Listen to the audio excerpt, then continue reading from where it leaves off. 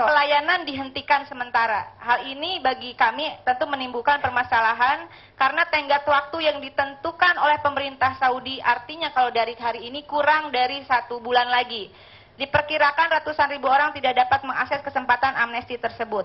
Peristiwa ini kami ingin mengatakan memperlihatkan kinerja dan koordinasi pemerintahan SBY buruk. Kasus TKI yang terjadi tiap tahun yang menyesaki kolong-kolong jembatan di negara orang, itu selalu terjadi hampir setiap tahun dan menjadi persoalan besar, isu besar, tidak hanya bagi Indonesia tapi bagi negara Saudi.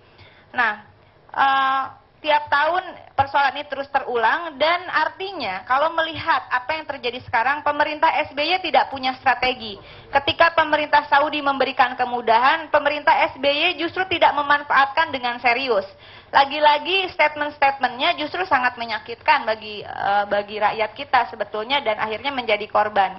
Anggaran perlindungan WNI di luar negeri sebetulnya cukup besar. Ini ditarik ke Kemenlu 1 triliun. Multinya sekitar 4 tahun. Jadi per tahunnya itu 250 miliar. Ini setara dengan jumlah anggaran BNP 2 TKI selama 1 tahun dengan berbagai program yang harus dikerjakan. Dengan peristiwa tersebut di atas, saya mendesak pemerintah SBY pertama, segera lakukan langkah proaktif kepada pemerintah kerajaan Saudi agar memberikan perpanjangan waktu amnesti dan tidak mempersulit masalah dokumen warga Indonesia yang menjalani pemutihan dokumen. Ini sudah dilakukan oleh pemerintah India dan Filipina. Kalau negara lain bisa, kenapa negara kita tidak bisa? Kedua adalah memberikan izin kepada KBRI atau KJRI dengan menerbitkan paspor kepada WNI yang masih ingin bekerja dengan bersyarat, bukan dalam bentuk SPLP yang biasanya dipakai untuk orang yang dideportasi. Ketiga, membuka loket pelayanan di wilayah lain selain di KBRI Riyadh dan KJRI Jeddah.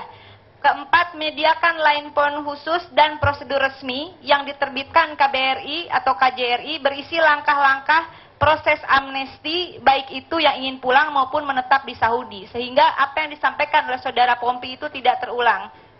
Kemudian kelima, melibatkan pihak keamanan Indonesia, baik itu intelijen atau yang lainnya, untuk mengantisipasi ulah para calo. Jadi ada indikasi percaloan juga ini di sana.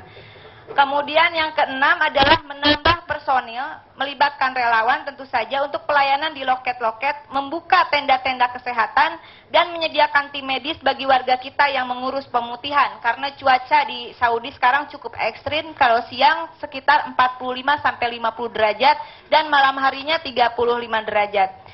Yang terakhir saya ingin mengatakan, agar kerusuhan tidak terulang lagi, saya mengajak semua pihak mampu menahan emosi, karena yakinlah bahwa tindakan kekerasan itu tidak akan menghasilkan sebuah solusi yang baik.